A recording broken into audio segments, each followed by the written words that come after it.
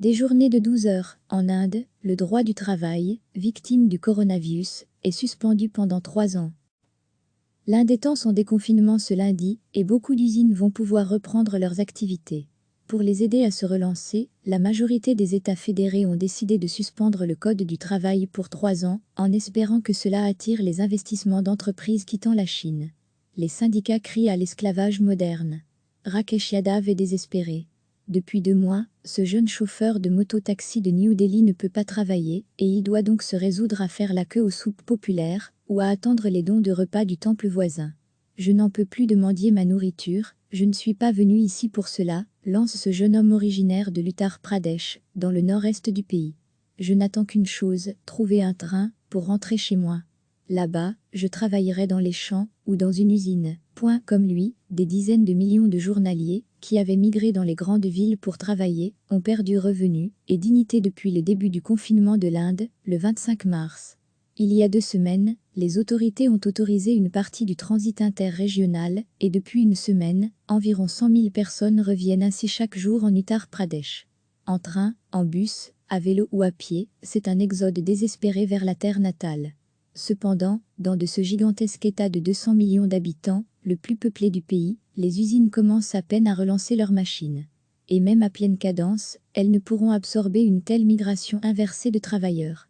Le gouvernement régional, tenu par les nationalistes hindous du BJP, parti du peuple indien, du Premier ministre Narendra Modi, a donc décidé d'aider ces entrepreneurs.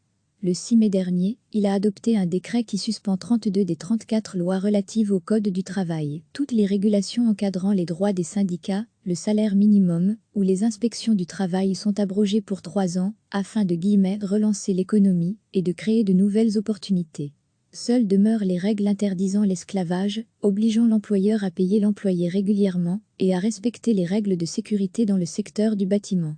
Beaucoup de ces lois n'étaient pas pragmatiques, elles étaient même rétrogrades, se réjouit Balakrishnan Sharma, directeur de la filière de tissage dans l'entreprise Gini Filament, basée à Ghaziabad, en Uttar Pradesh, et qui comptait 3000 employés avant le confinement.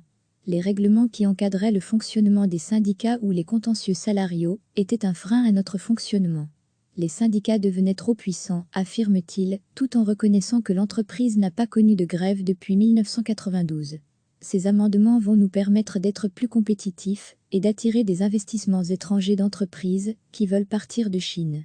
Le départ d'entreprises de Chine, à cause de la responsabilité supposée de ces autorités dans la propagation du Covid-19, est un mirage qui obnubile les entrepreneurs et élus indiens. Et tout serait bon pour que l'Inde accueille ces déçus par l'empire du milieu. Cependant, non seulement il n'est pas sûr que ces départs soient si nombreux, mais le droit du travail n'est pas le premier obstacle aux investissements, explique Atul Sood, professeur d'économie à l'université Jawaharlal Nehru de New Delhi. Ces entreprises ne viennent pas en Inde à cause de la mauvaise logistique, routes en mauvais état, frais inefficaces et des infrastructures défectueuses, coupures de courant, manque de terrain. Mais ces défauts ne peuvent être comblés rapidement, et les autorités préfèrent donc profiter de cette crise pour mener à bout une réforme ultralibérale engagée depuis 30 ans. Les ouvriers, trop vulnérables après 2 mois de chômage non payé, n'auront certainement pas la tête à faire grève, voire même à protester. Un syndicat proche des nationalistes hindous a toutefois appelé à une protestation, ce mercredi 20 mai.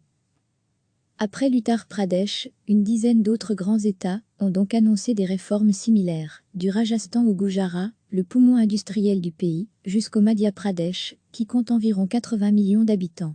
Ce dernier exempte ainsi les nouvelles entreprises de l'essentiel du Code du travail pour 1000 jours, afin qu'elles puissent disposer des travailleurs à leur convenance. Environ la moitié des États du pays ont annoncé de tels changements, la plupart faisant passer la journée de travail de 8 à 12 heures, pour un salaire mensuel moyen de 10 000 roupies par ouvrier, 120 €. Certaines réformes doivent encore être approuvées par le gouvernement fédéral. Les syndicats, eux, sont écœurés, l'essentiel des ouvriers travaillent déjà dans des conditions précaires et de manière informelle, et beaucoup de ces lois n'étaient même pas respectées. Mais au moins nous pouvions requérir des inspections et forcer le patronat à la conciliation, explique Aka Padmanabhan, vice-président de la centrale des syndicats indiens, situ. Maintenant, les ouvriers seront forcés de travailler 12 heures par jour et plus personne ne pourra s'opposer au patron. Du jour au lendemain, nous sommes revenus au 19e siècle. Ils ont rétabli le travail forcé. Cela fait 2 mois que ces travailleurs journaliers ravalent leur dignité en mendiant leur nourriture. Dans l'Inde de l'après-coronavirus, ils ne pourront espérer la retrouver par le travail. L'Inde étend son déconfinement ce lundi, et beaucoup d'usines vont pouvoir reprendre leurs activités. Pour les aider à se relancer, la majorité des États fédérés ont décidé de suspendre le Code du travail pour 3 ans, en espérant que cela attire les investissements d'entreprises quittant la Chine. Les syndicats crient à l'esclavage moderne. Rakesh Yadav est désespéré.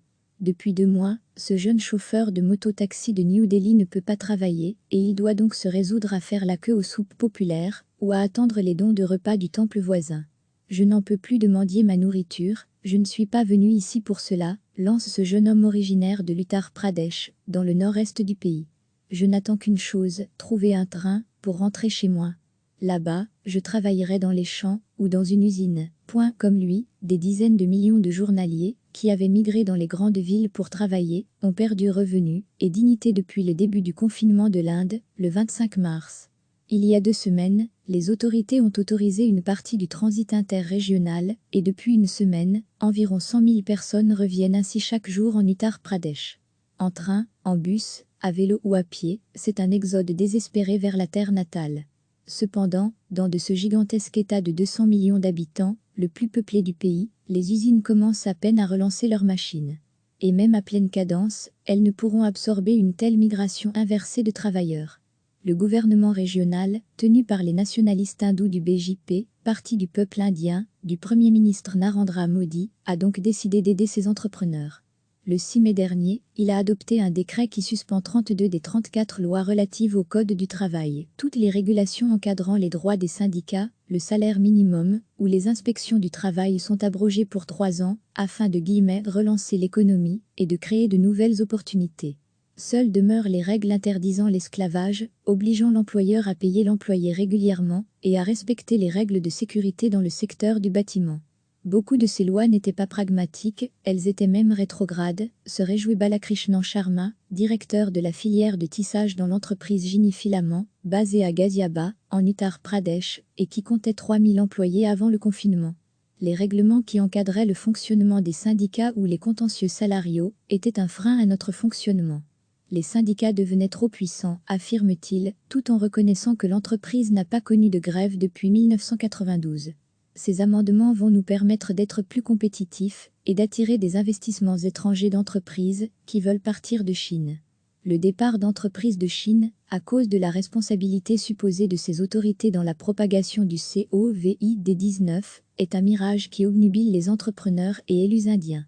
Et tout serait bon pour que l'Inde accueille ces déçus par l'empire du milieu. Cependant, non seulement il n'est pas sûr que ces départs soient si nombreux, mais le droit du travail n'est pas le premier obstacle aux investissements, explique Atul Sood, professeur d'économie à l'université Jawaharlal Nehru de New Delhi. Ces entreprises ne viennent pas en Inde à cause de la mauvaise logistique, routes en mauvais état, frais inefficaces et des infrastructures défectueuses, coupures de courant, manque de terrain. Mais ces défauts ne peuvent être comblés rapidement, et les autorités préfèrent donc profiter de cette crise pour mener à bout une réforme ultralibérale engagée depuis 30 ans. Les ouvriers, trop vulnérables après 2 mois de chômage non payé, n'auront certainement pas la tête à faire grève, voire même à protester. Un syndicat proche des nationalistes hindous a toutefois appelé à une protestation, ce mercredi 20 mai. Après l'Uttar Pradesh, une dizaine d'autres grands États ont donc annoncé des réformes similaires, du Rajasthan au Gujarat, le poumon industriel du pays, jusqu'au Madhya Pradesh, qui compte environ 80 millions d'habitants. Ce dernier exempte ainsi les nouvelles entreprises de l'essentiel du Code du travail pour 1000 jours, afin qu'elles puissent disposer des travailleurs à leur convenance. Environ la moitié des États du pays ont annoncé de tels changements, la plupart faisant passer la journée de travail de 8 à 12 heures, pour un salaire mensuel moyen de 10 000 roupies par ouvrier, 120 €. Certaines réformes doivent encore être approuvées par le gouvernement fédéral.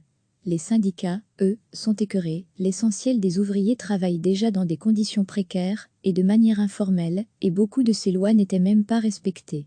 Mais au moins nous pouvions requérir des inspections et forcer le patronat à la conciliation, explique Akka Padmanabhan, vice-président de la centrale des syndicats indiens, situ.